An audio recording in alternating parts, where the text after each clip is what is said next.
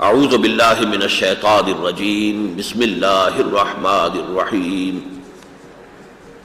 ان الحکم الا للہ امر الا تعبدوا الا ایاہ ذلک الدین القیم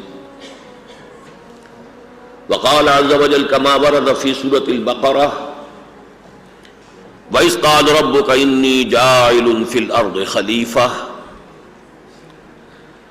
وقال جل وعلا كما ورد في سورة صاد يا داود إنا جعلناك خليفة في الأرض فاحكم بين الناس بالعدل ولا تتبع الهوى وقال عز وجل كما ورد في سورة المائدة مخاطبا لرسوله محمد صلى الله عليه وسلم وأن احكم بينهم بما أنزل الله ولا تتبع أهواءهم وقال عز وجل كما ورد في سورة الحجرات يا أيها الذين آمنوا لا تقدموا بين يدي الله ورسوله واتقوا الله إن الله سميع عليم وقال جل وعلا كما ورد في سورة النساء يا أيها الذين آمنوا اطيعوا الله واطيعوا الرسول وأولي الأمر منكم فإن تنازعتم في شيء فردوه إلى الله والرسول إن كنتم تؤمنون بالله واليوم الآخر ذلك خير وأحسن تأويلا وقال عز وجل كما ورد في سورة الشورى وأمرهم شورى بينهم صدق الله العظيم وروى الإمام أحمد رحمه الله عن أبي سعيد الخدري رضي الله تعالى عنه أن رسول الله صلى الله عليه وسلم قال مثل المؤمن كمثل الفرس في آخيته أو كما قال صلى الله عليه وسلم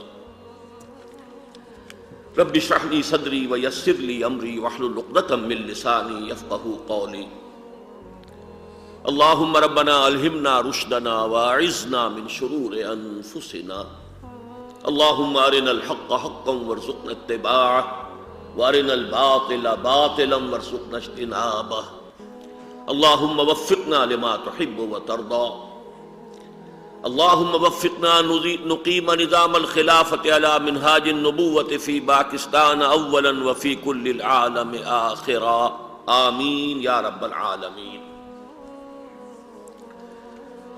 معزز حاضرین اور محترم خواتین اور محترم اور مکرم مبصرین و مستفسرین حضرات، السلام علیکم ورحمۃ اللہ وبرکاتہ۔ اگرچہ پاکستان کے موجودہ حالات میں جہاں ایک طرف شدید اقتصادی بحران ہے، مالیاتی افراتفری ہے، دوسری طرف داخلی خلفشار اب ان حدوں کو پہنچ رہا ہے کہ بے نظیر صاحبہ ایک جلوس کی قیادت کرنے والی ہیں سکھر سے اوباڑوں تک، تاکہ پنجاب اور سندھ کی سرحد پر کوئی روک ٹوک پیدا کی جائے۔ دوسری طرف ANP جو ہے اسی طرح کی یلغار کرنے والی ہے اٹک پر، تاکہ پنجاب اور سرحد کا رابطہ منقطع کیا جائے۔ اور ان سب پر مستضاد بھارت نے کشمیر میں بغیر اعلان کے گویا کہ جنگ کا باقاعدہ آغاز کر دیا ہے۔ تو ان حالات میں یہ خالص اکیڈمک ڈسکشن کہ عہد حاضر میں نظام خلافت کا دستوری اور قانونی خاکہ کیا ہوگا، واقعتاً کچھ آؤٹ آف پلیس، کچھ بے محل سا معلوم ہوتا ہے۔ لیکن یہ کہ چونکہ ہمارا یہ پختہ موقف ہے کہ ایک طرف اگرچہ پاکستان کے یہ جو حالات ہیں اور اس میں جو فوری اور وقتی مسائل سامنے آتے ہیں ان کے لیے فوری اور وقتی حل بھی ضروری ہے۔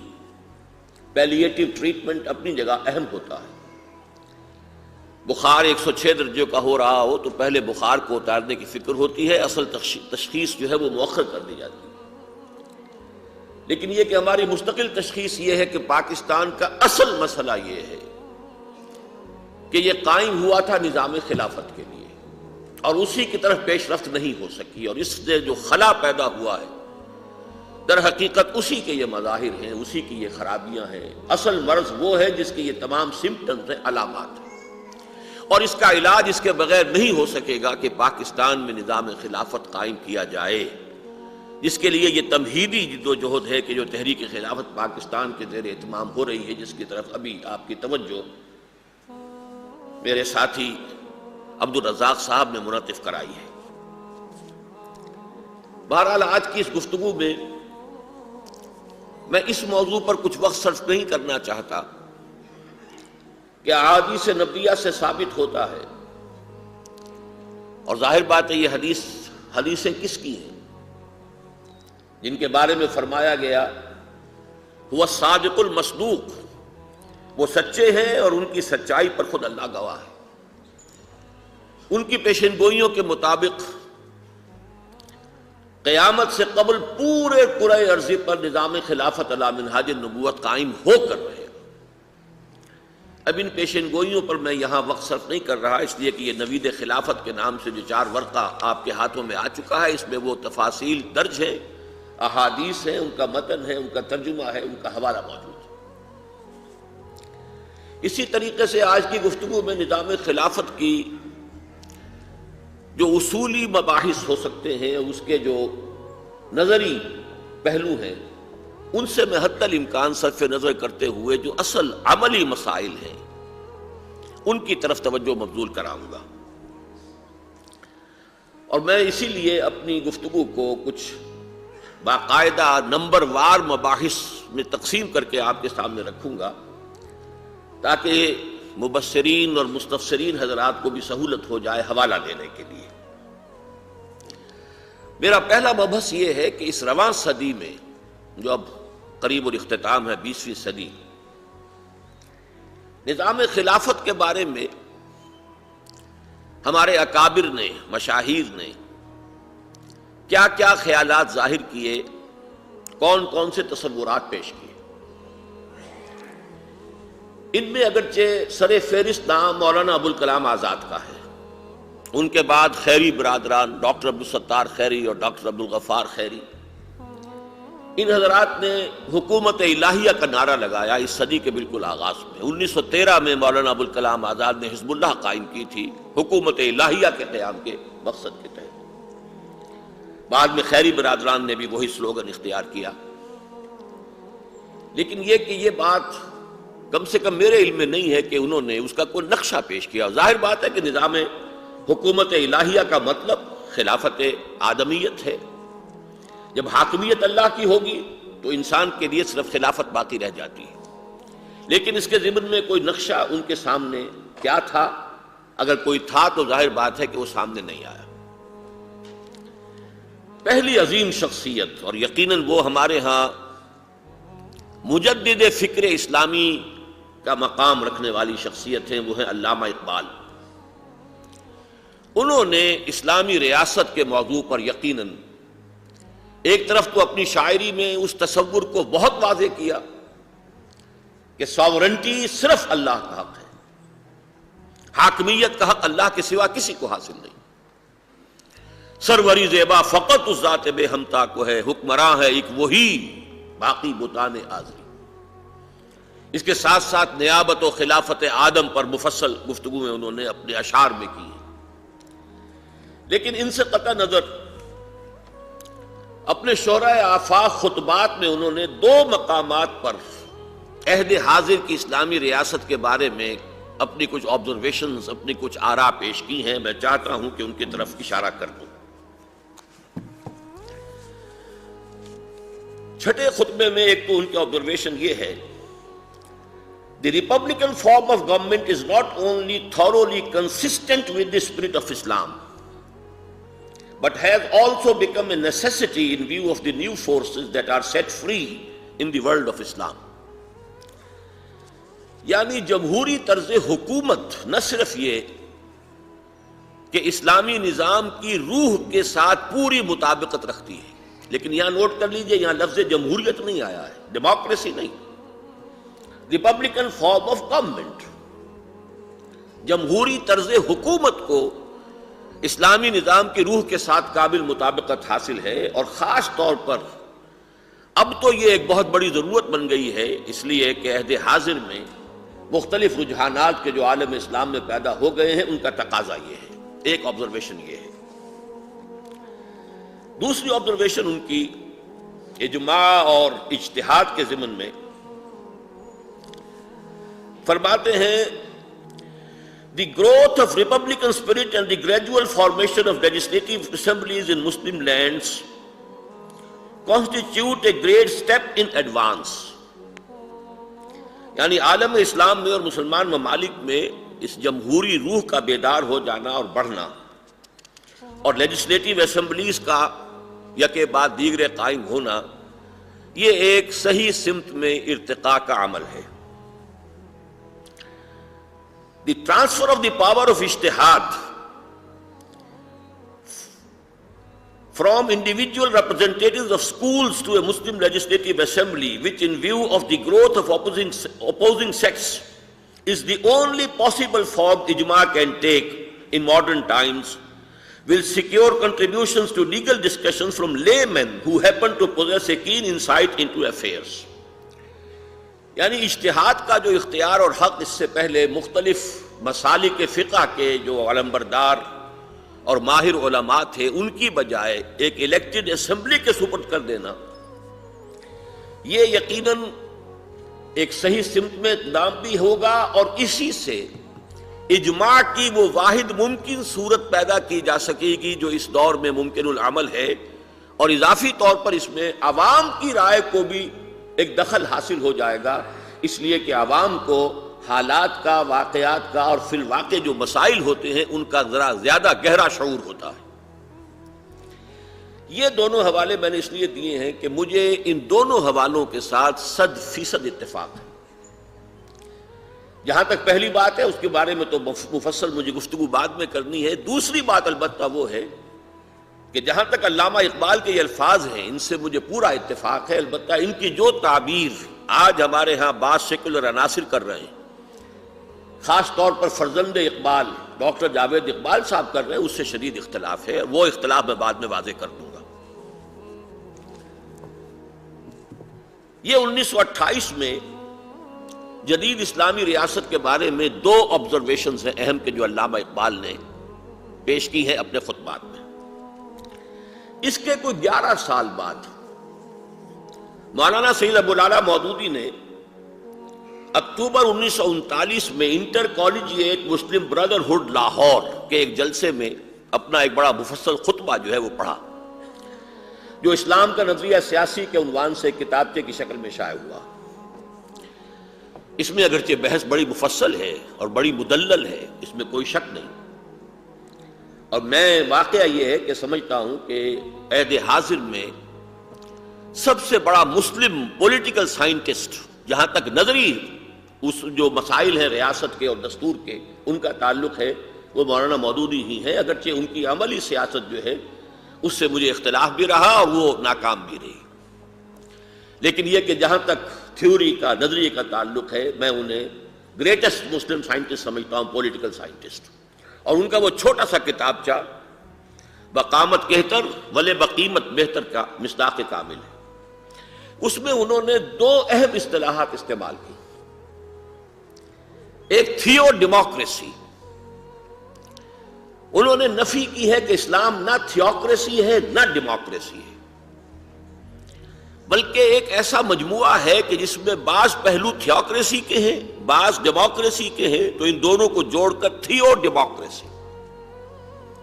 میرے نزدیک ان کی یہ بات 100% درست ہے، اور اس کی وضاحت اگرچہ انہوں نے تو اپنے طور پر کی ہے، وہ بڑی نظری اور فلسفیانہ بحث ہے، لیکن میں اس کو ایک حدیث جو میں نے شروع میں آپ کو سنائی ہے اس کے حوالے سے اس کی وضاحت کر دیتا ہوں کہ اسلام کے نظریہ ریاست و سیاست میں یہ تھیو ایلیمنٹ اور ڈیمو ایلیمنٹ کس طرح ایک دوسرے کے ساتھ ملے ہوئے، تھیو ڈیموکریسی کیسے وجود میں آتی ہے۔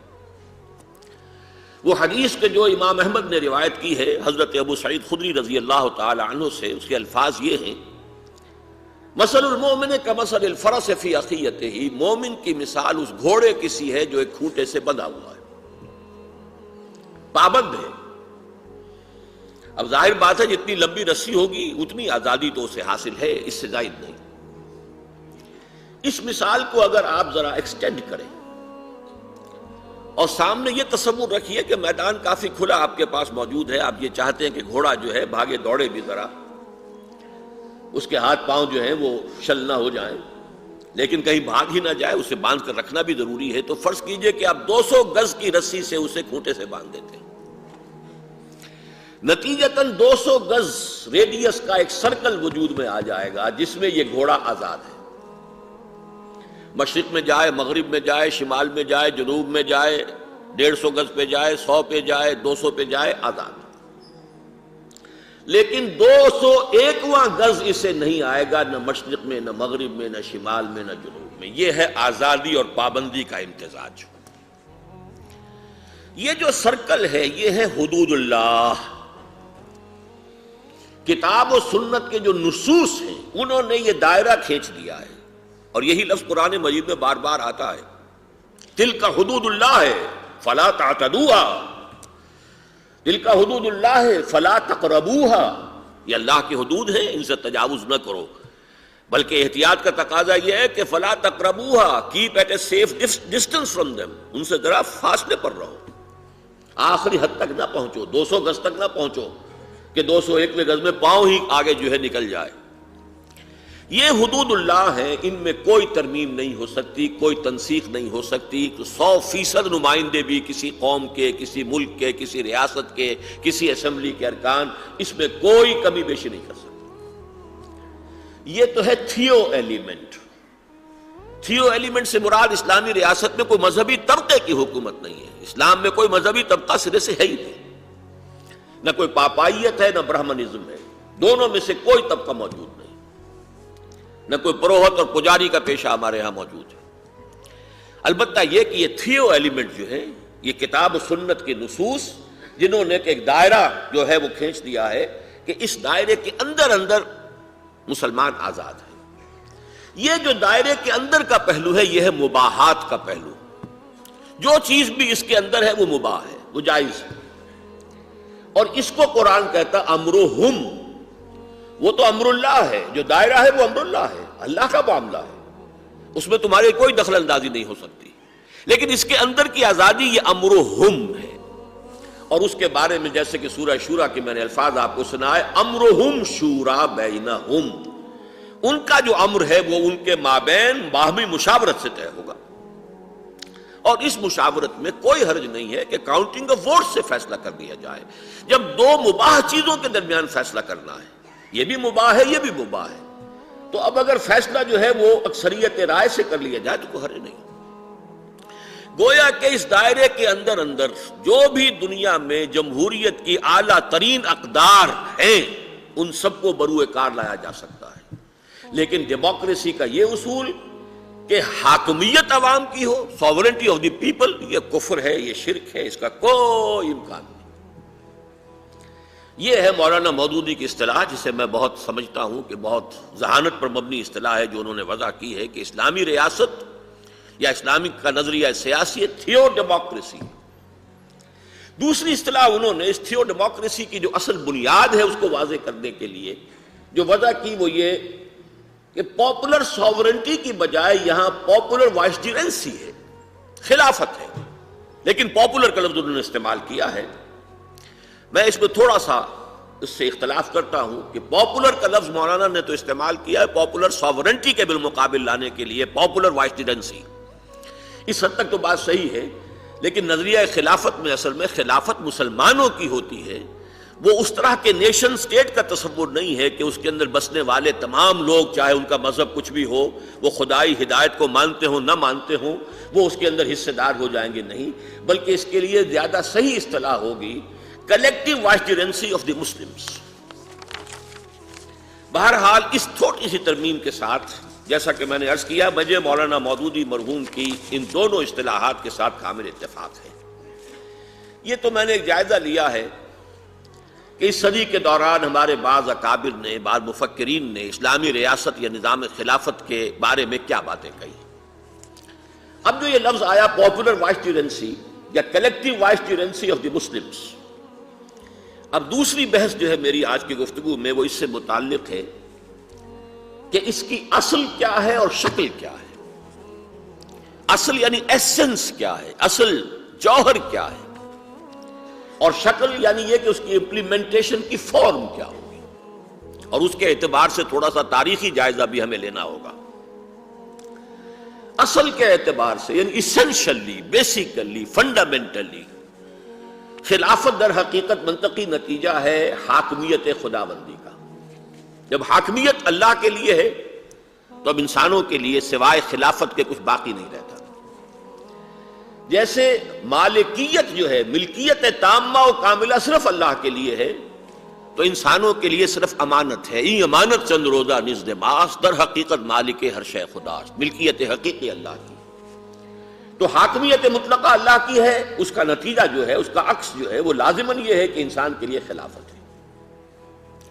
اسی لیے حضرت آدم کی تخلیق کے لیے اللہ تعالیٰ نے جو الفاظ ارشاد فرمائے سورہ بقرہ میں، وہ میں نے آپ کو سنائے. وَإِذْ قَالَ رَبُّكَ لِلْمَلَائِكَةِ إِنِّي جَاعِلٌ فِي الْأَرْضِ خَلِيفَةً. آدم کا یہ مقام اور یہ مرتبہ اور یہ حیثیت تھی.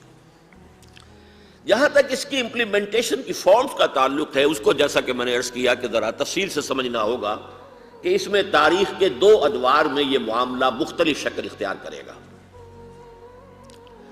جہاں تک اللہ تعالیٰ کی حاکمیت کا تعلق ہے، میں نے آیت مبارکہ سورہ یوسف کی آپ کو سنائی تھی. یعنی الحکم الا للہ، حکم کا، فیصلے کا، حکم دینے کا، حکومت کا، حاکمیت کا، سوورنٹی کا اختیار نہیں ہے کسی کے لیے سوائے اللہ. یہ مضمون اتنا کثرت کے ساتھ قرآن مجید میں آیا ہے، خاص طور پر قرآن حکیم میں مکی صورتوں کا بلحاظ تعداد سور جو سب سے بڑا گلدستہ ہے. سورہ حدیث سے شروع ہو کر اور سورہ تحریم تک، اس میں جس ریپیٹڈلی انداز کے اندر اس کو واضح کیا گیا بادشاہ اللہ ہے. سورہ حدید کی شروع کی 6 آیات میں 2 دفعہ لہو ملک السماوات والارض، لہو ملک السماوات والارض. سورہ جمعہ میں فرمایا الملک القدوس العزیز الحکیم. سورہ حشر میں الملک القدوس السلام المومن المہیمن العزیز الجبار المتکبر. تو یہ اللہ کی حاکمیت مطلقہ کا قرآن مجید میں جس طریقے سے بیان ہوا ہے، میں نے اس کے صرف چند اشارے آپ کے سامنے رکھ دیے. تو اب ظاہر بات ہے کہ اس کے بعد انسان کے پاس خلافت ہے، اور وہی ہے حضرت آدم کا مقام. وَإِذْ قَالَ رَبُّكَ لِلْمَلَائِكَةِ إِنِّي جَاعِلٌ فِي الْأَرْضِ خَلِيفَةً. اب اس میں یوں سمجھیے کہ عام فہم مثال ہمارے لیے بہت آسان ہے سمجھنے کی کہ اللہ کی حاکمیت اور انسانی وائسڈیرنسی یا خلافت کے مابین کیا نسبت ہے، کیا تعلق ہے، کیا منطقی ربط ہے. آج سے 52 سال پہلے ہم انگریزوں کے غلام تھے. اس وقت ساورنٹی کس کی تھی؟ کنگ یا کوئن؟ ساورن تو وہ تھے جو برطانیہ میں تھے، لندن میں تھے، کہیں اور تھے. لیکن یہ کہ یہاں ایک وائس رائے ہوتا تھا دہلی میں، اور وائس رائے کا کام کیا تھا؟ جو فرمان، جو حکم ہز میجسٹیز گورنمنٹ یا ہر میجسٹیز گورنمنٹ سے آ جائے وہ تو واجب الاذعان، واجب التعمیل، واجب التنفیذ، چوں کا توں، اس میں کوئی ترمیم نہیں ہو سکتی. البتہ جہاں کوئی حکم موجود نہ ہو سوورن کا، وہاں یہ ہے کہ اپنا بیسٹ ججمنٹ استعمال کریں، مقامی حالات کو دیکھیں، اس مملکت کا جو بنیادی فلسفہ ہے اس کو پیش نظر رکھیں، اور اس کے مطابق جو ہے کوئی رائے قائم کر لیں. بعین ہی یہی تعلق ہے اللہ تعالیٰ کی حاکمیت اور انسانی خلافت کے مابین. فرق یہ ہے کہ وہاں اصل میں فاصلہ حائل تھا. برطانیہ دور تھا، 7 سمندر پار تھا، بادشاہ یا ملکہ تو وہاں براجمان تھے. یہاں پر جو ہے لوکلی ضرورت تھی، اور وائس رائے کو اسی لیے یہ منصب جو ہے وہ ادا کیا گیا. ظاہر بات ہے اللہ کا معاملہ تو یہ نہیں ہے. نحن اقرب الیہ من حبل الورید، وہ تو وَإِذَا سَأَلَكَ عِبَادِي عَنِّي فَإِنِّي قَرِيبٌ، فاصلہ نہیں ہے. البتہ غیب کا پردہ حائل ہے ہر جگہ، ہر آن. ہوا معکم اینما کنتم، تم جہاں کہیں بھی ہو وہ تمہارے ساتھ ہوتا ہے، لیکن غیب کا پردہ حائل. لہذا اب یہاں اس غیب کے پردے کے حائل ہونے کی بنا پر یہ نسبت جو ہے حاکمیت اور خلافت کی قائم ہوئی. البتہ جہاں تک عملی تنفیذ کا تعلق ہے، اس کو اچھی طرح سمجھنا چاہیے، یہ اہم نقطہ ہے. جب تک نبوت کا سلسلہ جاری تھا، اس خلافت انسانی کی عملی تنفیذ کی شکل یہ تھی کہ نبی ہی اپنی ذات میں خلیفہ ہوتا تھا، اس لیے کہ وحی کا جو تعلق تھا وہ اس کا اور اصل ساورن اللہ کے درمیان اس کا ایک رابطہ ہے، وہ وائرلیس ہے جس سے اسے احکام مل رہے ہیں۔ فَإِمَّا يَأْتِيَنَّكُم مِّنِّي هُدًى فَمَن تَبِعَ هُدَايَ فَلَا خَوْفٌ عَلَيْهِمْ وَلَا هُمْ يَحْزَنُونَ۔ تو یہ پرسن، یہ ریسیپینٹ ہے، اسی کے پاس وحی آ رہی ہے، اسی کے پاس حکم آ رہا ہے، لہذا یہ خلیفہ ہے، یہ اللہ کے اس حکم کو ایگزیکیوٹ کرے گا، نافذ کرے گا اور اس کی تعمیل کرے گا، لہذا گویا کہ شخصی خلافت تھی جب تک نبوت چل رہی تھی۔ یہی وجہ ہے سورہ صاد کی وہ آیت میں نے آپ کو سنائی کہ واحد کے صیغے میں خطاب کیا اللہ نے حضرت داؤد سے، یا داؤد انا جعلناک خلیفۃ فی الارض فاحکم بین الناس بالعدل ولا تتبع الہویٰ۔ تو اب لوگوں کے درمیان فیصلے کرو عدل کے ساتھ، اور دیکھو اپنی خواہش نفس کی پیروی نہ کرنا۔ لیکن یہاں یا داؤد انا جعلناک خلیفۃ فی الارض، یہ چلا آ رہا ہے سلسلہ۔ اگرچہ بظاہر حضرت داؤد بادشاہ تھے، موروثی بادشاہ تھی، ان کے بعد ان کے بیٹے سلیمان بادشاہ ہو گئے، لیکن ملوکیت میں اور اس میں فرق کیا ہے؟ فرعونیت اور نمرودیت ایک طرف اور داؤدیت اور سلیمانیت دوسری طرف، ان میں فرق کیا ہے؟ وہ خود خدائی کے مدعی تھے، وہ حاکمیت کے مدعی تھے، انا ربکم الاعلیٰ کا دعویٰ کر رہے تھے، ان کا یہ دعویٰ تھا کہ تمام وسائل جو ہے وہ ہمارے حیطہ اقتدار میں ہیں، الیس لی ملک مصر وہذہ الانہار تجری من تحتی، فرعون کا یہ دعویٰ تھا، جبکہ داؤد کا یہ دعویٰ تھا یا مقام تھا یا موقف تھا، میں خود اللہ کا بندہ ہوں، اللہ کے احکام کی تنفیذ کر رہا ہوں۔ تو یہ خلافت تھی اور وہ ملوکیت تھی۔ یہ سلسلہ چلتا رہا ہے جب تک کہ نبوت چل رہی تھی، اور اس کا آخری معاملہ نوٹ کیجئے، اس کی طرف توجہ بہت کم ہوئی ہے، اس کی آخری کڑی ہے محمد الرسول اللہ صلی اللہ علیہ وسلم۔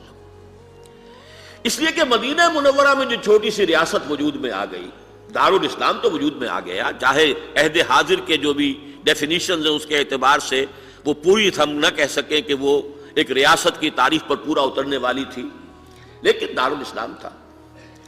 اس میں خلیفہ کون تھا؟ حاکم کون تھا؟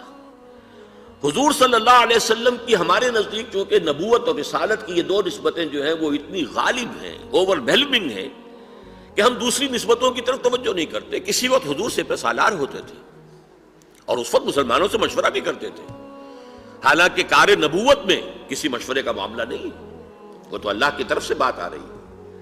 کسی وقت آپ قاضی ہوتے تھے، اور قاضی ہونے کے اعتبار سے آپ نے یہ بھی فرمایا کہ بعض لوگ زیادہ چرب زبان ہوتے ہیں، ہو سکتا ہے تم میں سے کوئی آ کر اپنا مقدمہ اس طرح پیش کرے کہ میں غلط فیصلہ دے دوں، کسی زمین کے ٹکڑے کا اس کے حق میں جو ہے میں فیصلہ دے دوں، لیکن وہ یاد رکھے کہ اگر وہ غلط فیصلہ لے کر گیا ہے تو خواہ میری عدالت سے لے کر گیا ہے، وہ آگ کا ایک ٹکڑا لے کر جا رہا ہے۔ تو وہ اس وقت جو ہے ایک قاضی کی حیثیت میں تھے۔ اسی طریقے سے حاکم کی حیثیت سے آپ کا معاملہ وہی تھا جو حضرت داؤد علیہ السلام کا تھا۔ اسی لیے میں نے آپ کو سورہ مائدہ کی آیت سنائی ہے، اگرچہ وہاں تو 3-4 آیتیں اس موضوع پر آئی ہیں، لیکن یہ کہ میں اختصار کی وجہ سے ایک آیت بیان کر رہا ہوں۔ حضور سے مخاطب ہو کر فرمایا وَأَنِ احْكُم بَيْنَهُم بِمَا أَنزَلَ اللَّهُ وَلَا تَتَّبِعْ أَهْوَاءَهُمْ۔ حضرت داؤد سے کہا تھا وَلَا تَتَّبِعِ الْهَوَىٰ، اے داؤد دیکھو اپنی خواہش نفس کی پیروی نہ شروع کر دینا۔ حضور سے کہا جا رہا وَلَا تَتَّبِعْ أَهْوَاءَهُمْ، اے نبی کہیں آپ ان کی خواہشات کی پیروی شروع نہ کر دیں، اب جو کچھ ہم نے آپ پر نازل کر دیا اس کے مطابق فیصلہ کیجیے۔ تو گویا کہ حضور اپنی ذات میں خلیفہ تھے، لیکن حضور کے انتقال کے بعد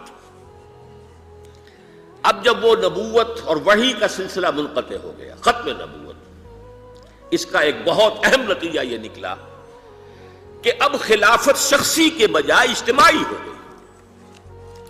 ہدایت خداوندی قرآن میں آ کر کامل ہو گئی اور محفوظ کر دی گئی۔ الیوم اکملت لکم دینکم واتممت علیکم نعمتی ورضیت لکم الاسلام دینا، اور انا نحن نزلنا الذکر وانا لہ لحافظون، اب یہ موجود ہے۔ کوئی نئی وحی نہیں آئے گی، کوئی نیا حکم نہیں آئے گا، نئی شریعت نہیں آئے گی۔ اے مسلمانوں، اب یہ خلافت تمہاری اجتماعی خلافت ہے، کلیکٹیو وائسجرنسی آف دی مسلمز۔ پہلے جو خلیفہ تھے وہ مامور من اللہ تھے، حضرت داؤد ہوں، حضرت سلیمان ہوں، مامور من اللہ تھے۔ اب جو خلافت ہے وہ کون ہے؟ کس نے معین کیا ہے ان کو؟ وہ مسلمانوں سے، وہ امر المسلمین ہے، جیسا کہ ایک بڑی اہم حدیث ہے جو حضرت عمر رضی اللہ تعالیٰ عنہ سے متعلق ہے۔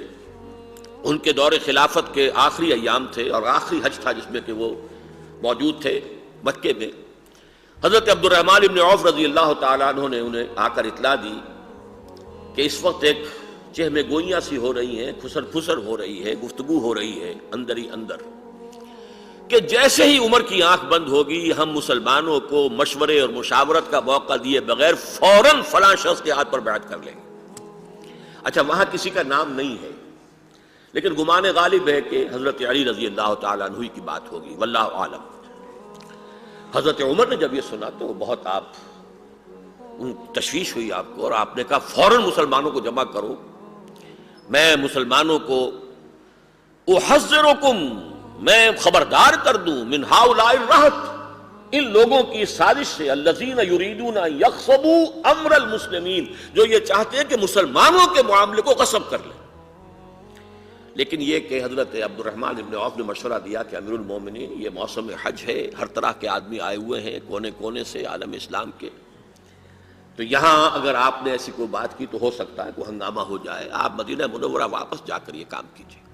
حضرت عمر نے یہ رائے مان لی، اور پھر مدینہ منور واپس جا کر پھر آپ نے پہلا کام یہ کیا کہ اجتماع کیا، اس میں خطبہ دیا، اور وہی بات کہ امر المسلمین ہے، من بایع امیرا عن غیر مشورت المسلمین فلا بیعت لہ۔ یاد رکھو، صرف ایک بیعت تھی حضرت ابو بکر کی رضی اللہ تعالی عنہ، جو اچانک ہوئی ہے، اس میں کوئی شک نہیں، لیکن یہ کہ وہ اس کے اندر کوئی اندیشہ نہیں تھا۔ اب کوئی بھی بیعت بغیر مشاورت کے وہ اندیشے سے اور فتنے سے خالی نہیں ہے، تو اگر کسی نے بیعت کی فلا بیعت لہ، تو وہ بیعت جو ہے وہ کل عدم شمار۔ تو میں نے یہ عرض کیا کہ اب خلافت جو ہے شخصی سے بدل کر اب کلیکٹیو اجتماعی خلافت بن گئی ہے۔ اسی کا مظہر ہے، دیکھیے کہ الفاظ بدلے ہیں ہمارے ہاں۔ حضرت ابوبکر کا کہنا تھا انا خلیفۃ رسول اللہ،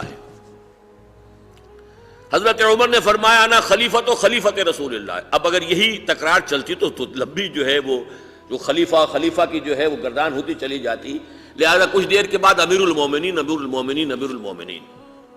لیکن ہوتے ہوتے جبکہ ہمارے ہاں وہ صورتحال وہ بدل گئی کہ اب صحابہ نہیں ہیں، اب وہ لوگ نہیں ہیں جو حضور صلی اللہ علیہ وسلم کے تربیت دادا اور تزکیہ کیے ہوئے لوگ تھے، تو پھر خلافت عثمانیہ کے دوران یہ اصطلاح تبدیل ہو گئی خلیفۃ المسلمین۔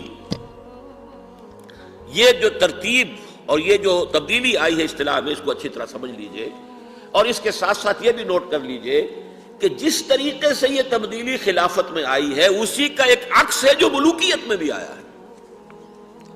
پہلے ملوکیت شخصی چلی آ رہی تھی، فرعونیت ہو، نمرودیت ہو، شخصی، لیکن اس کے بعد جمہوریت کا دور آیا، پاپولر ساورنٹی۔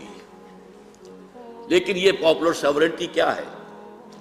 علامہ اقبال نے ابلیس کے ایک مشیر کی زبان سے جو کہلوائے ہیں الفاظ کہ ہم نے خود شاہی کو پہنایا ہے جمہوری لباس، جب ذرا آدم ہوا ہے خود شناس و خود نگر۔ تو نے کیا دیکھا نہیں مغرب کا جمہوری نظام، چہرہ روشن نندروں چنگیز سے تاریک تر۔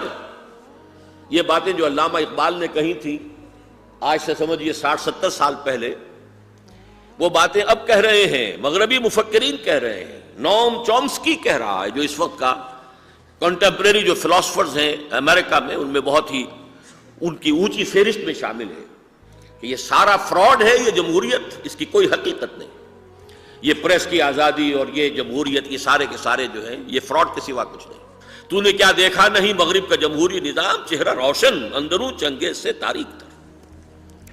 لیکن یہ جو آخری الفاظ تھے اس شعر کے کہ ہم نے خود شاہی کو پہنایا ہے جمہوری نظام، جب ذرا آدم ہوا ہے خود شناس و خود نگر، یہ خود شناسی و خود نگری آدم کو کس نے عطا کی ہے؟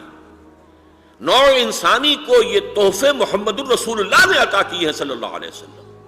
آج سے 1400 برس قبل جو نظام قائم کیا تھا، جو خلافت راشدہ کے دوران للی ان بلوم جسے ہم کہتے ہیں، جب پھول پوری طرح کھلا ہے حضرت عمر رضی اللہ تعالیٰ عنہ کے دور خلافت میں، تو وہ جو نظام ہے اس نے جو دیا تھا، جو حریت فکر، آزادی رائے، تنقید کی آزادی، مساوات، عدل میں مساوات، قانونی مساوات، سماجی مساوات، اس حد تک کہ خلیفہ اور ایک خادم سفر کر رہے ہیں، اور ایک منزل میں خلیفہ جو ہے وہ اوپر بیٹھا ہوا ہے سواری کے اور خادم آگے چل رہا ہے پیدل مہار پکڑے ہوئے، دوسری منزل میں خادم اوپر بیٹھا ہوا اور خلیفہ آگے چل رہا ہے۔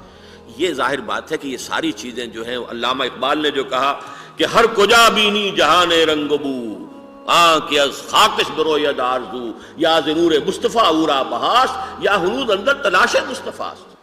یوں سمجھیے کہ شیطنت نے در حقیقت اس کا جواب دیا ہے کہ اگر آج محمد رسول اللہ نے لوگوں کے اندر یہ ہیومن ایکویلٹی اینڈ فریڈم اور فریٹرنٹی کے اصول جو ہے عام کر دیے ہیں، تو مجبوراً اب ہم اس ملوکیت کی، اس ہیومن ساورنٹی کی جو گندگی کی بہت بڑی گٹھڑی تھی تو ہم ایک شخص کے سر پر رکھا کرتے تھے، اب وہ تولا تولا ماشا ماشا عوام میں تقسیم کر دیں گے۔ گندگی تو گندگی ہی رہے گی۔ ہیومن ساورنٹی کی کوئی بھی فارم ہو، وہ پرسنل ہو یا پاپولر ہو، وہ کفر اور شرک ہے۔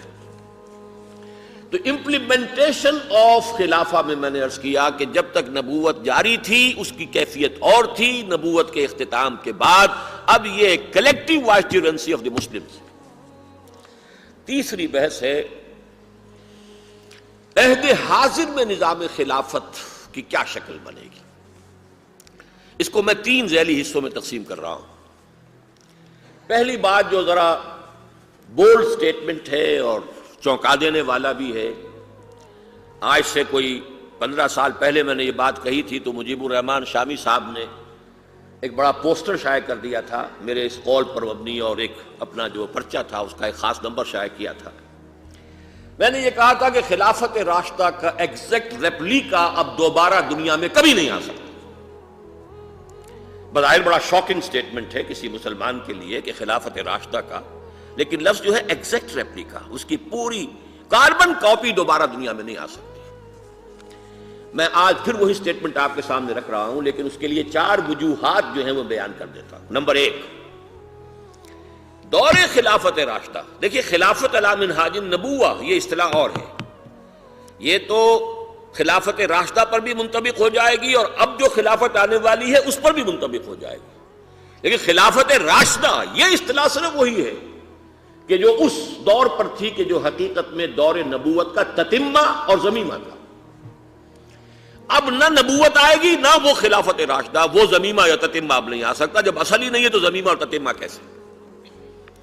اس کا مظہر کیا ہے کہ جو تزکیہ کیا تھا محمد الرسول اللہ صلی اللہ علیہ وسلم نے، ظاہر بات ہے اس کا کوئی امکان نہیں ہے کہ تاریخ انسانی میں اس نوعیت کا تزکیہ، وہ بے نفسی کہ این حالت جنگ میں بھی حضرت علی یہ دیکھ رہے ہیں کہ یہ شخص جو ہے اس کو میں نے زیر کر لیا تھا اور میں نے پچھاڑ دیا تھا، لیکن اس نے میرے منہ پر تھوک دیا ہے، اب مجھے غصہ آ گیا ہے، اب اگر میں قتل کروں گا تو اس میں میرے ذاتی انتقام کا ایلیمنٹ بھی شامل ہو جائے گا، لہذا چھوڑ کر علیحدہ ہوگا۔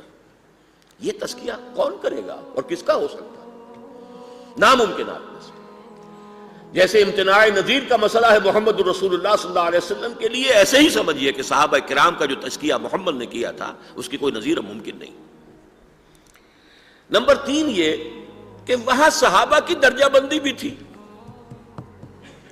یہ عشرہ مبشرہ ہیں چوٹی کے، یہ اصحاب بدر ہیں، یہ ہے وہ اصحاب بیعت رضوان، اصحاب الشجرہ۔ جب غزوہ حنین میں بھگدڑ مچی ہے تو حضور نے جو نعرے لے کر پکارا ہے، آپ نے جن الفاظ سے لوگوں کو واپس بلانے کے لیے آواز دی ہے، وہ کیا تھا؟ الیہ یا اصحاب البدر، الیہ یا اصحاب الشجرہ، کہا جا رہا ہے ادھر آؤ۔ تو اس طریقے سمجھیے کہ یہ جو ایک ترتیب تھی، عشرہ مبشرہ، اصحاب بدر، پھر بیعت رضوان والے، پھر جو بھی فتح مکہ سے قبل ایمان لے آئے، پھر وہ کہ جو بعد میں ایمان لائے، طلقاء کہہ لیجئے۔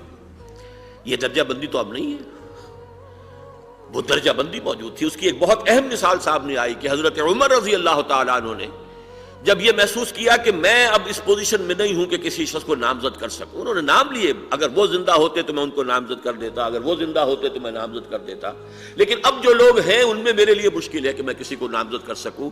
تو پھر جو کمیٹی بنائی وہ کون تھے؟ جو عشرہ مبشرہ میں سے باقی رہ گئے تھے۔ ابو بکر جا چکے، عمر جا رہے ہیں، اب باقی جو رہ گئے تھے ان میں سے بھی ایک کے بارے میں کہہ دیا کہ تم چونکہ میرے بہنوئی ہو، تم اس کے اندر شریک تو ہوگے، مشورے میں تمہاری رائے نہیں ہوگی۔ تو یہ اصحاب جو عشرہ مبشرہ تھے ان کی کمیٹی بن گئی۔ یہ درجہ بندی تو اب موجود نہیں۔ چوتھے یہ کہ وہ معاشرہ قبائلی معاشرہ تھا، ایلڈرز آف دی کلینز بیٹھ جائیں، ایلڈرز آف دی ٹرائبز، ان کا مشورہ ہو جائے۔ یہ بیلٹ باکس اور ایک ایک شخص سے رائے لینا، یہ ایکسرسائز ان فیوٹیلیٹی ہوتی ہے، اس کا کوئی امکان نہیں تھا، نہ کوئی فائدہ تھا۔ یہ چار اسباب ہیں جن کے تحت اب exact carbon copy, exact replica of خلافت راشدہ ناممکن ہے۔ Much water has flown down the river of time, بہت سا وقت پانی گزر چکا ہے وقت کے دریا میں۔ کون سیاہی گھول رہا ہے وقت کے بہتے دریا میں؟ تو بڑی سیاہی بھی گھلی ہے، بہت سا پانی جو ہے بہہ گیا ہے۔ اب ایگزیکٹ وہ نہیں آئے گا، اب کیا ہوگا؟ یہ دوسری بحث ہے، ذیلی بحث اس تیسری بحث کی۔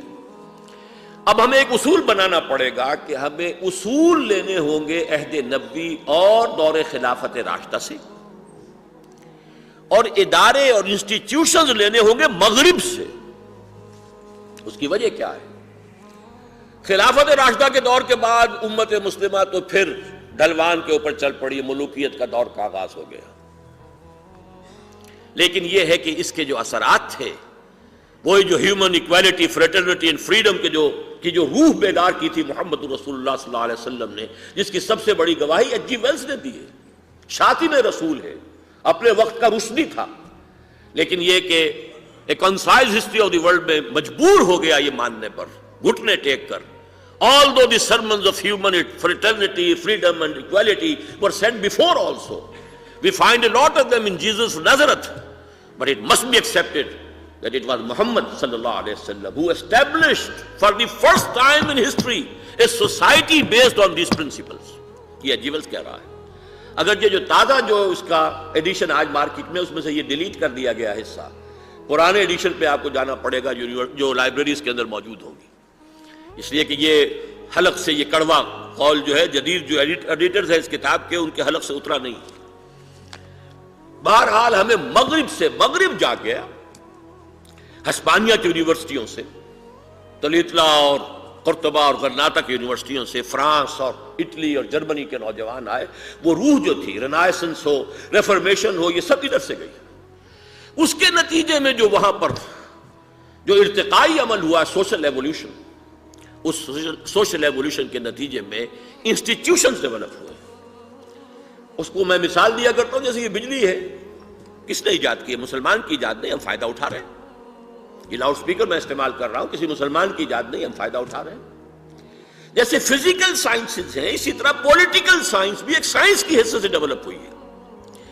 جیسے آپ بناتے ہیں ایئر کرافٹ اور اسپیس کرافٹ، ایسے ہی اسٹیٹ کرافٹ بھی ہے جو انہوں نے ڈیولپ کیا ہے، اور اس کے لیے 3 پلرز معین کیے ہیں، ایگزیکٹو ہے، جوڈیشری ہے، لیجسلیچر ہے، اور اصول یہ ہے کہ حتی الامکان یہ ایک دوسرے سے علیحدہ ہو۔ بالکل علیحدہ تو نہیں ہو سکتے، تینوں کو مل کر ایک آرگینک ہول بننا ہے، جتنا بھی ہو انڈیپینڈنٹ ہو، علیحدہ ہو۔ یہ ساری جو ہیں انسٹیٹیوشنز، یہ ہمیں ویسٹ سے لینی ہوں گی، اگرچہ اصول ہمیں لینے ہوں گے دور خلافت راشدہ اور دور نبوت سے۔ اب میں تیسری جو ذیلی بحث ہے، اس اصول کے تحت پہلی بات یہ عرض کر رہا ہوں کہ ہمارے ہاں جدید اصطلاحات میں پارلیمنٹری نظام، پریزیڈنشل نظام، federal, unitary, confederal structures, legislature, unicameral, bicameral, یہ جو اصطلاحات ہیں سب کے سب مباح کے درجے میں، ان میں سے کوئی حرام نہیں۔ شریعت میں ان میں سے کسی ایک کے لیے کوئی حرمت کے لیے دلیل موجود نہیں۔ در حقیقت یہی وہ بات تھی، آپ کو یاد ہوگا ایک زمانے میں ایک بروہی صاحب نے چیلنج کیا تھا، قرآن مجید میں کوئی دستور نہیں ہے ریاست کا، کوئی ثابت کر دے تو میں اتنے 1000 روپے، پتہ نہیں 10,000 تھے کتنے تھے، میں انعام دوں گا۔ وہ بات یہی تھی کہ آج کل جب ہم دستور کی بات کرتے ہیں تو اصل مسائل تو یہ سامنے آتے ہیں، پارلیمانی نظام ہو، پریزیڈنشل نظام ہو، کون سا نظام ہو، فیڈرل ہو، یونٹری ہو، کہ کون سا نظام ہو، ان میں سے کوئی نظام قرآن نے تو طے نہیں کیا۔ لہذا ان کا کہنا یہ تھا کہ کوئی دستور اسلام میں موجود نہیں۔ ان چیزوں کے اعتبار سے سمجھ لیجئے کہ اگرچہ اصلاً یہ سب مباح ہیں، لیکن یہ ہمیں تسلیم کرنا چاہیے کہ خلافت راشدہ کا نظام نمبر ایک یونیٹری تھا. وہ تو ایک خلیفہ وقت ہے، باقی سب گورنرز تھے. مشاورت جو بھی تھی وہ وہی مدینے میں ہوتی تھی، باقی اور کوئی مشاورت کہیں باہر نہیں تھی. تو وہ یونیٹری تھا. اور نمبر دو، اس کے قریب تر جو آتا ہے وہ پریزیڈنشل نظام آج کا جو آتا ہے وہ قریب تر ہے. لیکن یہ کہ دوسری طرف وہ نظام جو ہے پارلیمنٹری کے مقابلے میں پریزیڈنشل اور فیڈرل کے مقابلے میں یونیٹری تھا. لیکن میں یہ سمجھتا ہوں، اب اس میں ایک رائے دینے کی جرات کر رہا ہوں، میرے نزدیک یہ سوشل ایوولوشن جو پولیٹیکل سائنس میں ہوا ہے، اس کی ہائیسٹ سمجھیے کہ ایوالوڈ فارم میں آج ہمارے سامنے امریکہ کا دستور ہے. اور اس میں دو چیزوں کو، ایک طرف پریزیڈنشل فارم آف گورنمنٹ کے جو بہت مشابہ ہے خلافت کے، ایگزیکٹو بالکل آزاد، لیجسلیچر سے اس کا کوئی تعلق نہیں. وہ جو صدر ہے وہ اپنے وزراء جہاں سے چاہے لے لے، ایکسپرٹس جہاں سے چن لے، کوئی ضروری نہیں ہے کہ وہ کسی سینٹ کا ممبر ہو یا کسی کانگریس کا ممبر ہو، بلکہ اگر وہ وہاں سے لے گا کسی کو تو اسے وہاں سے مستعفی ہونا پڑے گا. وہ دو آفیسز میں ایک وقت نہیں رکھ سکتا تاکہ یہ بالکل علیحدہ علیحدہ ہو جائے. یہ ایگزیکٹو ہے اور وہ لیجسلیچر ہے. تو یہ نظام قریب تر ہے خلافت راشدہ کے. لیکن دوسری طرف امریکہ کا نظام جو ہے وہ فیڈرل ہے اور ٹرو فیڈریشن. اس میں جو ڈیسینٹرلائزیشن ہے اتھارٹی اور پاور کی، کاؤنٹی لیول تک حکومت کو لے آنا. وہاں کا شیرف بھی الیکٹڈ ہے، یہ نہیں ہے کہ تھانے دار وہاں سے وہاں، وہاں سے وہاں، ایس پی وہاں سے وہاں، کوئی حکومت آئی اس کا پسندیدہ ایس پی وہاں پہنچا دیا گیا، اس نے مخالفین کو ستانا شروع کر دیا. لوکل سارے افیئرس لوکل، شیرف ہے، میئر ہے، وہ لوکل ہوا. یہ میرے نزدیک یہ روح عصر ہے. اس روح عصر کو اور پریزیڈنشل سسٹم دونوں کو جمع کر کے، اور پھر تین باتیں جو بعد میں بیان کروں گا، یعنی یہ تو میں نے باتیں عرض کی ہیں اس پہلو سے کہ جو سمجھے جاتے ہیں کہ اہم ترین مہمات مسائل ہیں دستور کے، ان میں یہ ہے کہ اگرچہ مباح سب ہیں لیکن presidential federal, truly federal government, یہ میرے نزدیک آج کے مسئلے کا حل ہے. اب میں اس کی جو چوتھی بحث کر رہا ہوں، میں اس میں مثال دے رہا ہوں آپ کو. تقریباً ایک سال پہلے یہاں کے جو امریکن کونسلیٹ ہے اس کے political secretary mister James F Cole میرے پاس آئے تھے. کیونکہ یہ خلافت کی تحریک، کچھ اخبارات میں بیانات کچھ آئے تو انہوں نے آ کے مجھ سے سمجھنے کی کوشش کی کہ خلافت سے آپ کی کیا مراد ہے. میں نے انہیں بات کو، ظاہر بات ہے کہ وہ زیادہ کوئی فلسفیانہ اور نظری بحث کا موقع بھی نہیں تھا، بہت مختصر کرنے کے لیے میں نے کہا کہ آپ take American constitution and add to it 3 things and it becomes خلافہ. وہ چونکا. میں نے کہا 3 چیزیں ہیں جو شامل کر دیجئے اور وہ خلافت ہو جائے گا. Number 1، sovereignty here belongs to God, not to the masses or people. یہ خالص نظری سی بات ہے، لیکن یہ کہ بہرحال اصل الاصول یہ ہے. یہ دفعہ نمبر 1 آپ کے دستور میں ہونی چاہیے. Number 2، no legislation can be done at any level, any decision even at county level, یا یہ کہ state level پر یا federal level per no legislation can be done repugnant to the book of God, that is Quran, and the tradition of his messenger, that is Sunnah. No legislation can be done repugnant to the Quran and the Sunnah. Number 2 یہ. اور number 3 یہ کہ nation state کے جو concept ہے مخلوط قومیت کے بجائے full citizenship here will be for the Muslims. The non Muslims will be protected minorities. 3 باتیں اگر شامل ہو جائیں تو باقی آپ کا پورا نقشہ، پوری آپ کی تفاصیل، جس پر نہ معلوم کتنی ایکسرسائز ہوئی ہے، کتنی محنتیں ہوئی ہیں، کتنے اس میں رد و بدل کے بعد وہ دستور جو ہے پہنچا ہے، اس میں انتخاب کے لیے کون کون سے طریقے اختیار کیے گئے وغیرہ وغیرہ. یہ تمام چیزیں جو ہیں ان کے بارے میں مزید بھی مشورے ہو سکتے ہیں، لیکن 3 چیزیں شامل ہو جائیں آج کے دنیا کے کسی بھی جمہوری ملک میں، اس کے دستور میں یہ 3 چیزیں شامل کر دی جائیں، یہ در حقیقت اس دور کا نظام خلافت ہو جائے. اب میری چوتھی بحث ہے نظام خلافت میں قانون سازی. ایک تو مغالطہ بہت سے لوگوں کو قانون سازی کی ضرورت کیا، قانون تو ہے ہمارے پاس. فقہ موجود ہے، فتاوی عالمگیری موجود ہے، فلاں موجود ہے، فلاں موجود ہے، بس امپلیمنٹیشن ہے۔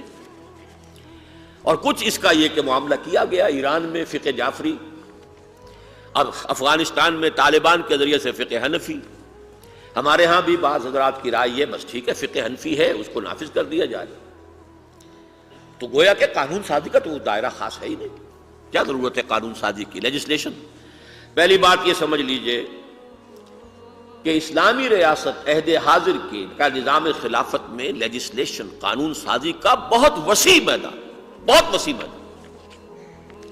پہلی بات تو یہ کہ اکثر و بیشتر چیزیں مباح ہیں، حرام چیزیں تو گنتی کی ہیں۔ حرام چیزوں کو چھوڑ کر باقی سب مباحات ہیں۔ مباحات میں سے چوز کرنا، ظاہر بات ہے کہ اس میں عوامی رائے کو دخل ہونا چاہیے، لہذا لیجسلیشن کے لیے میدان موجود ہے۔ پھر یہ کہ انتظامی امور ہیں، بجٹ ایلوکیشنز ہیں، یہ ساری پالیسیز کون بناتا ہے؟ تو لیجسلیچر کی اپنی جگہ ضرورت ہے، وہ رہے گی، اور قانون سازی کا ایک بہت بڑا میدان ہے۔ لیکن یہ قانون سازی ہوگی کتاب و سنت کی حدود کے اندر۔ اسی لیے دو آیتیں قرآن مجید کی جس میں فیصلہ کن ہے۔ سورہ حجرات کی پہلی آیت، یا ایھا الذین آمنوا لا تقدموا بین یدی اللہ ورسولہ واتقوا اللہ ان اللہ سمیع علیم۔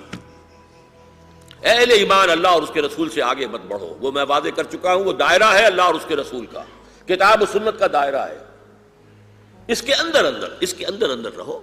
امرہم شورا بینہم، یہاں جو چاہے فیصلہ کر لو، لیکن یا ایھا الذین آمنوا لا تقدموا بین یدی اللہ ورسولہ واتقوا اللہ، اللہ سے ڈرتے رہو، ان اللہ علیم خبیر سمیع علیم، اللہ تعالیٰ سب کچھ سننے والا اور جاننے والا ہے۔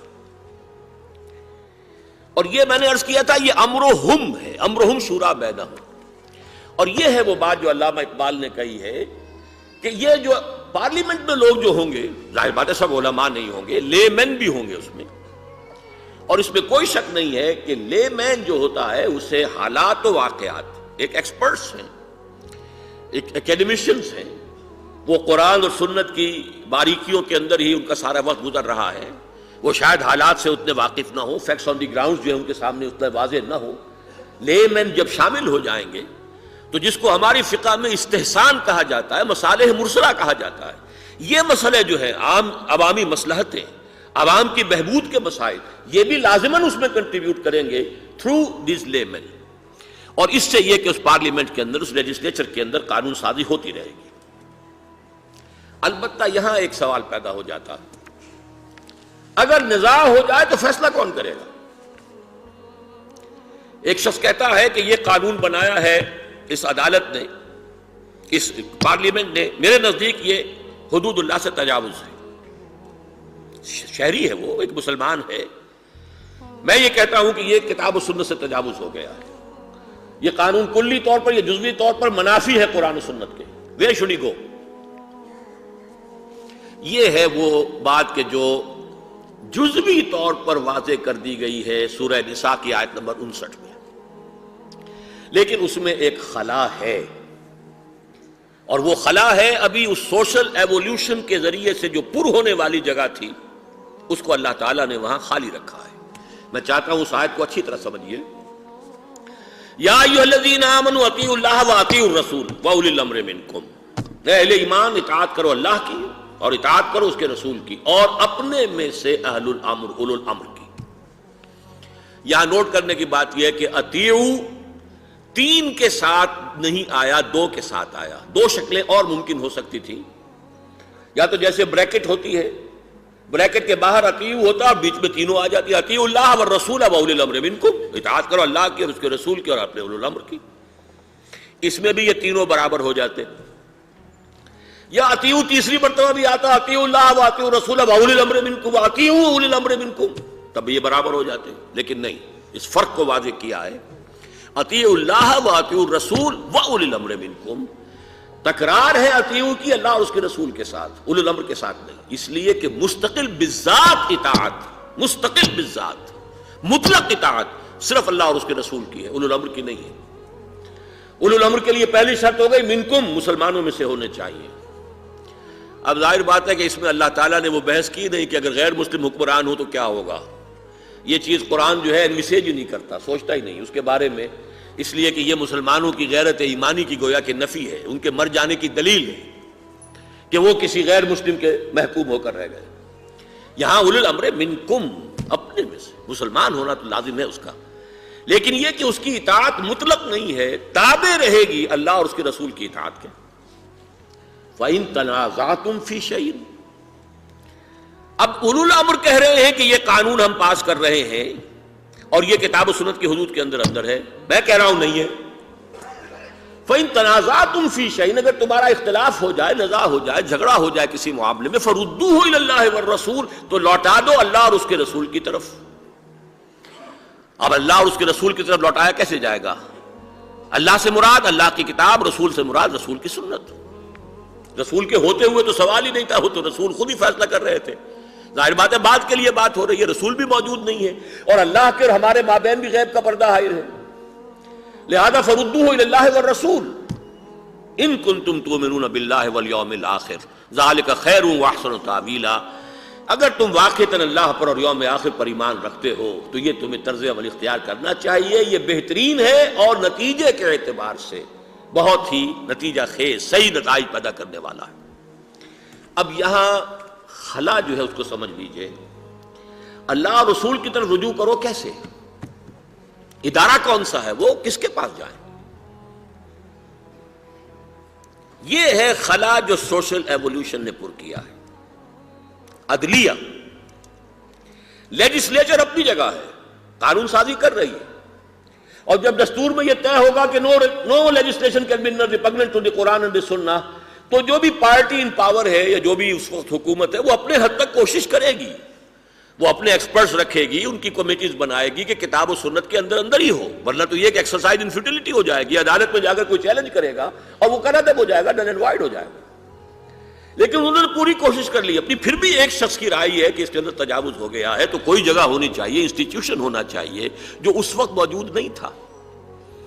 عدلیہ کے پاس جاؤ، وہاں ثابت کرو اپنی بات کہ یہ کتاب و سنت سے تجاوز ہے، اس لیے کہ عدلیہ جو ہے دستور کی کسٹوڈین ہے۔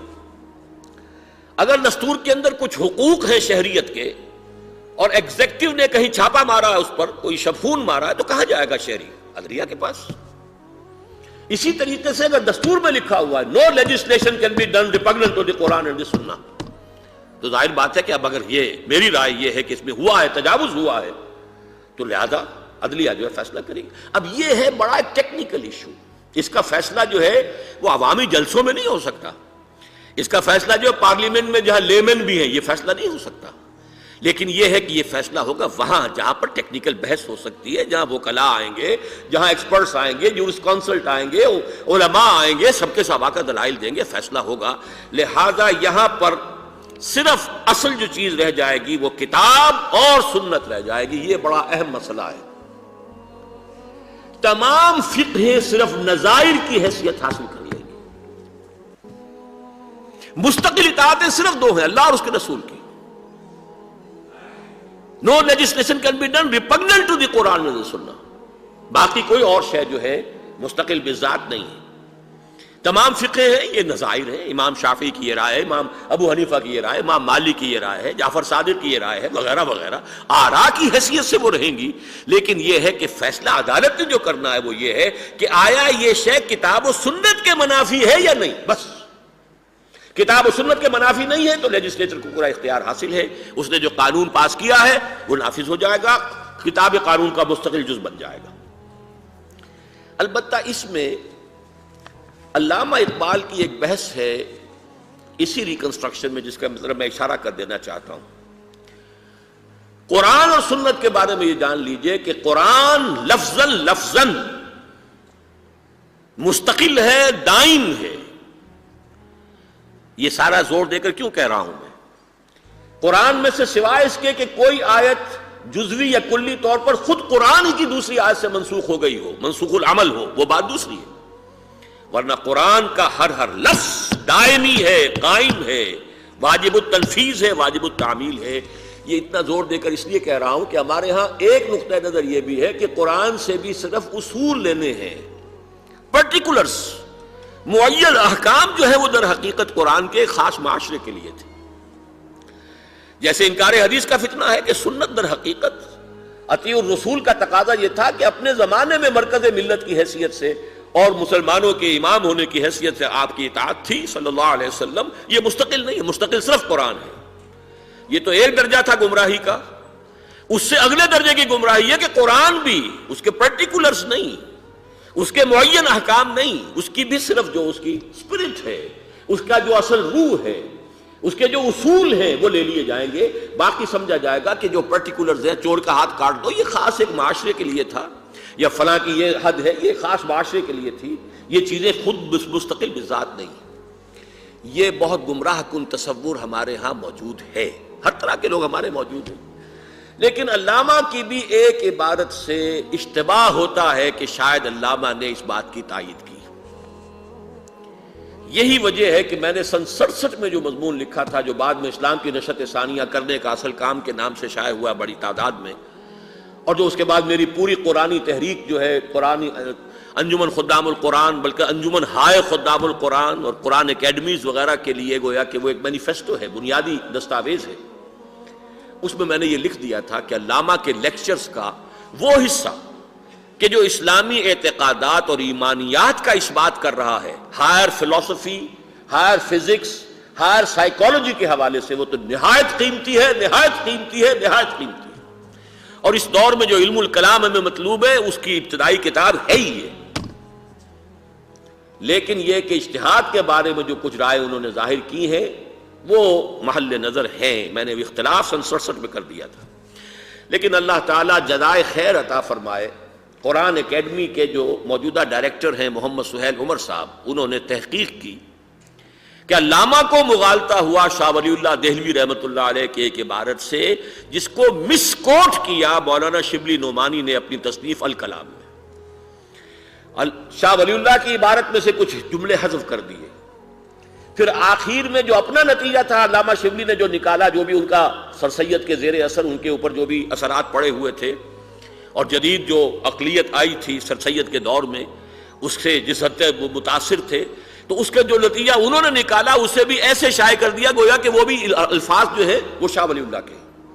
اور علامہ نے اس سے دھوکہ کھایا اور اس کو کوٹ کر دیا. اگرچہ یہ ثابت کیا ہے پروفیسر سعید شیخ صاحب نے کہ علامہ اس پر مطمئن نہیں تھے، اس لیے کہ اس کے بعد بھی 1929 اور 30 میں بھی ان کی خط و کتابت اس ایشو پر ہوتی رہی ہے سید سلیمان ندوی رحمۃ اللہ علیہ سے. اور یہ کہ معلوم ہو رہا تھا کہ وہ اس پر پوری طرح جازم نہیں ہے، لیکن سن 28 کے خطبات میں وہ بات آ گئی ہے. تو میں یہ سمجھتا ہوں کہ یہ ہمارے شکریہ کے مستحق ہیں یہ محمد سہیل عمر صاحب، کہ انہوں نے بالکل بال کی کھال اتار کر اور پانی کا پانی اور دودھ کا دودھ بالکل علیحدہ کر دیا ہے.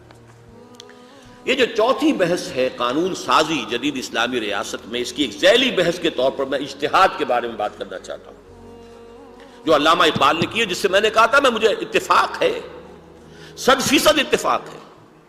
لیکن اس تعبیر سے اتفاق نہیں ہے جو ہمارے سیکولر جو عناصر کر رہے ہیں، ان میں سر خیل جو ہیں اس وقت وہ پسر اقبال ہیں خود.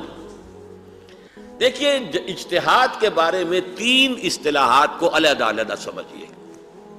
ایک ہے حق اجتہاد، کس کو اجتہاد کا حق حاصل ہے. ایک ہے صلاحیت اجتہاد، کس کے اندر صلاحیت ہے. تیسرے ہے تنفیذ کی قوت نافذہ، یہ کس کے پاس ہے. اجتہاد میں کر رہا ہوں، کرتا رہوں، اپنی کتاب میں لکھ دوں گا، اپنے رسالے میں لکھ دوں گا، لکھتا رہوں، نافذ کون کرے گا اسے. میرے پاس تو اختیار نہیں ہے. قوت نافذہ کس کی ہے، سینکشن کس کے پاس ہے. اس اعتبار سے یوں سمجھیے اسلام میں واقعتاً کوئی کلرجی نہیں ہے. یہ نہیں ہے کہ کوئی شخص فلاں دارالعلوم کا آگے اس کے پاس سند ہے تو وہ اجتہاد کر سکتا ہے، ورنہ قطعاً نہیں. ہر مسلمان کو حق ہے، اگر وہ اس کا مدعی ہے کہ میں نے واقعتاً صلاحیت حاصل کر لی ہے، وہ رائے دے سکتا ہے. اجتہاد کا حق ہر ایک کے لیے، البتہ اس کے لیے صلاحیت ہے. صلاحیت میں وہ جو کہا جاتا ہے 14 علوم اور 16 علوم، قرآن مجید کو پڑھا ہو، قرآن کی عربی سے گہری ممارست ہو، اس دور کی عربی جاہلی شاعری سے انسان واقف ہو، حدیث کے ذخیرے پر نگاہ ہو، پھر یہ کہ ائمہ کرام نے جو اصول بنائے ہیں استنباط کے اور جو بھی استدلال ہے اس سے واقفیت ہو، پھر ان کی آراء جو ہے ان کو جانتا، تبھی تو عالم اجتہاد کرے گا. اور نہ صرف یہ بلکہ جدید تقاضوں سے واقف ہو. بڑے سے بڑا عالم بھی آج اجتہاد نہیں کر سکتا معاشیات کے میدان میں اگر جدید معاشیات سے واقف ہی نہیں، کیا اجتہاد کرے گا؟ وہ قرآن و حدیث کا ذخیرہ لے کر اپنے پاس بیٹھا رہے گا، اسے معلوم ہی نہیں آج کی بینکنگ کیا ہے، آج کی مالیات کیا ہیں، یہ کرنسی پیپر کرنسی کیا ہے، اور یہ جو اب یہ جو پلاسٹک کارڈ کی کرنسی بن گئی ہے، اور یہ کرنسی جو شکل بن گئی، اس کی کیا صورت ہے؟ جو شخص یہ جانتا ہی نہیں وہ اجتہاد کیا کرے گا؟ خاک کرے گا۔ وہ جو علامہ اقبال نے کہا زجتہاد عالمان کم نظر اقتضا بر رفتگاں محفوظ تر، تو یہ عالمان کم نظر صرف وہ نہیں ہے کہ جو دین سے ناواقف ہوں، عالمان کم نظر وہ بھی ہے کہ جو دین سے تو واقف ہیں لیکن جدید حالات کا صحیح شعور نہیں رکھتے، وہ بھی کم نظر ہیں۔ اس لیے کہ اجتہاد تو کرنا ہے، اپلیکیشن کرنی ہے موجودہ ماحول میں، موجودہ تقاضوں کے مطابق۔ تو یہ صلاحیت اجتہاد دو طرفہ ہونی، یہ اپنی جگہ پر ہے۔ البتہ اصل مسئلہ جو ہے وہ ہے تنفیذ، قوت نافذہ کس کے پاس ہے؟ اس کے حوالے سے میں چاہوں گا کہ ذرا تین ادوار کو علیحدہ علیحدہ سمجھ لیجئے۔ خلفائے کرام، خلفائے راشدین خود مجتہد بھی تھے، خود ہی نافذ کرنے والے بھی تھے۔ یہ تو ایک خاص، جیسا کہ میں نے عرض کیا، یہ ریپلیکا آف خلافت راشدہ دنیا میں نہیں آ سکتا۔ یہ پانچویں جو ہے خصوصیت جو میں نے چار گنوائی تھی، پانچویں جو اب ریپیٹ نہیں ہو سکتی وہ یہ مجتہد تھے، مجتہد مطلق تھے، اور پھر انہی کے پاس اختیار تھا اس کی تنفیذ کا۔ اب جب دور ملوکیت آیا ہے، خاص طور پر جس کی کہ اصل شان جو جیسے خلافت راشدہ کی اصل شان دور فاروقی میں ظاہر ہوئی ہے، ملوکیت کی اصل شان دور بنو عباس میں ظاہر ہوئی ہے۔ دور بنی عباس میں اب کیا ہوا؟ ملوکیت کے دور میں علماء اور فقہاء ہیں اجتہاد کرنے والے، لیکن قوت نافذہ کس کے پاس ہے؟ بادشاہوں کے پاس۔ اب ذرا نوٹ کیجئے، اس کے حوالے سے ہمارے دو عظیم ائمہ نے اس آفر کو قبول نہیں کیا۔ امام ابو حنیفہ سے کہا گیا کہ آپ قاضی القضات بن جائیں اور آپ کے جو اجتہادات ہیں وہی قانون کا درجہ بن جائے۔ امام صاحب نے انکار کیا۔ ان کے انکار کی وجہ یہ بھی ہو سکتی ہے کہ وہ اس حکومت کے ساتھ تعاون نہیں کرنا چاہتے تھے، لیکن یہ بات بھی انہوں نے کہی کہ ابھی اجتہاد ہو رہا ہے، اوروں کی بھی رائے ہے، اور بھی اجتہاد کر رہے ہیں، میں نہیں سمجھتا کہ مجھے یہ حق پہنچتا ہے کہ میرا اجتہاد جو ہے وہ قانون کا درجہ اختیار کر لے، باقی کے اجتہاد جو ہے باقی حضرات کے وہ دب کر رہ جائیں۔ یہی آفر امام مالک کو کی گئی، تمہاری موطا کو ہم بنا دیتے ہیں کتاب قانون، آؤ، انہوں نے بھی انکار کر دیا۔ لیکن یہ کہ قاضی ابو یوسف نے وہ صورتحال جو ہے اس کو تسلیم کر لیا، قبول کر لیا۔ اب اس کی جو سب سے نمایاں مثال ہے وہ میں آپ کو دے رہا ہوں، وہ ہے دور عالمگیر میں۔ اورنگزیب عالمگیر رحمۃ اللہ علیہ کے نام سے فتاوی ہمارے ہاں چلتے، فتاوی عالمگیری، تو کیا حضرت اورنگزیب عالمگیر مجتہد تھے؟ فتوے ان کے تھے؟ وہ تو ملوکیت ہے، بادشاہ ہے، قوت نافذہ اس کے پاس ہے۔ اس نے ہینڈ پکڈ علماء جمع کر لیے، وہ اپنے گورنروں کی رائے لی ہوگی، کسی کی رائے لی ہوگی، علماء کی کمیٹی بنا دی، آپ اجتہاد کریں۔ لیکن ظاہر بات ہے علماء کی اس کمیٹی کے پاس قوت نافذہ تو نہیں تھی، وہ نافذ تو نہیں کر سکتے تھے۔ نافذ کیا بادشاہ نے اپنے فرمان کے ذریعے سے، قوت نافذہ بادشاہ کی تھی، اور اس سے وہ فتاوی عالمگیری نافذ ہو گئے۔ اب عہد حاضر میں کیا ہوگا؟ قوت نافذہ پارلیمنٹ کے پاس ہوگی، لہذا کون سا اجتہاد کتاب قانون کا جز بنے گا یہ فیصلہ پارلیمنٹ کرے گی۔ یہ ہے وہ بات جو علامہ اقبال کہہ رہے ہیں۔ یہ نہیں کہ مطلق اجتہاد کا اختیار اس کو حاصل ہو جائے گا کہ اس کے اجتہاد کو چیلنج کہیں نہیں کیا جا سکے، اس لیے کہ پارلیمنٹ میں جہاں لے مین بھی ہوں گے، ان پڑھ بھی ہوں گے، جاہل بھی ہوں گے، یا تو یہ ہے کہ آپ اس کا جو پبلک ریپرزنٹیشن کا دائرہ محدود کر دیجئے، صرف علماء جو ہے وہی الیکشن لڑ سکیں اور صرف فقہاء آئیں میدان کے اندر، تو ظاہر بات ہے وہ جو روح جمہوریت ہے وہ ختم ہو جائے گی۔ تھیو ڈیموکریسی کا جو دوسرا ایلیمنٹ ہے وہ ختم ہو جاتا ہے۔ پارلیمنٹ میں آنے دیجئے، لیکن پارلیمنٹ چوز کرے گی کون سا اجتہاد نافذ العمل ہوگا۔ ہو سکتا ہے پارلیمنٹ ہی میں کوئی عالم دین موجود ہو، وہ اجتہاد کر رہا ہے، لیکن آیا اس کا اجتہاد جو ہے اس پارلیمنٹ کی اکثریت کو قبول ہے، یا کوئی پارلیمنٹ سے باہر کا آدمی ہے اس نے رائے دی ہے، ہو سکتا ہے پارلیمنٹ کی اکثریت اس کی رائے کو قبول کر لے، لیکن پارلیمنٹ کا قبول کرنا ہوگا کہ جس سے وہ کتاب قانون کا جز بنے گا، ورنہ وہ ایک علمی ایکسرسائز ہے، کرتے رہیے۔ یہ بات ہے جو علامہ نے کہی ہے اس کوٹیشن میں جو میں نے آپ کو پڑھ کر سنائی تھی۔ اجماع کی یہی شکل ہو سکتی ہے۔ اجماع یہی ہے کہ پارلیمنٹ میں عوام کے نمائندے بیٹھے ہوئے ہیں، انہوں نے اس چیز کے اوپر اجماع کر لیا، اکثریت نے رائے دے دی ہے کہ یہ بات ٹھیک ہے، لہذا اجماع ہو گیا۔ البتہ یہ بات بالکل ٹیکنیکل ہے کہ آیا اس معاملے میں کتاب و سنت کی حدود سے کوئی تجاوز تو نہیں ہو گیا؟ یہ اجتہاد ہے، یا کوئی تجدد ہے، کوئی نکل جانا ہے، بالکل نئی بات لا کر بدعت ہے، کوئی نئی چیز شامل کر دی گئی ہے، یا یہ واقعتاً اجتہاد ہے، اس کا فیصلہ یہ جیسا کہ میں نے کہا یہ ٹیکنیکل ایشو ہے، یہ پارلیمنٹ میں نہیں ہوگا، یہ عدالت میں ہوگا کہ عدالت میں جا کر فیصلہ کیا جائے. کسی کی اگر رائے ہے وہ جائے چیلنج کرے اور عدالت فیصلہ کرے گی. یہ ہے اجتہاد کے بارے میں علامہ اقبال کی جو رائے ہے، اس کی میری تعبیر جس سے مجھے 100% اتفاق ہے. اب 5ویں مبحث میں میں نے 2 مسائل کو لیا ہے جو ضمنی مسائل ہیں. پہلی بات یہ کہ آیا آج کی جدید اسلامی ریاست میں یا نظام خلافت میں یہ 1 پارٹی گورنمنٹ ہوگی یا ملٹیپل پارٹی. عام خیال یہ ہے کہ ایک ہی پارٹی، تفرق اور تحزب اور یہ اور وہ تو بالکل اسلام میں اجازت نہیں ہے. میرے نزدیک یہ کم علمی ہے، نافہمی ہے. جدید جو ریاست ہے اس میں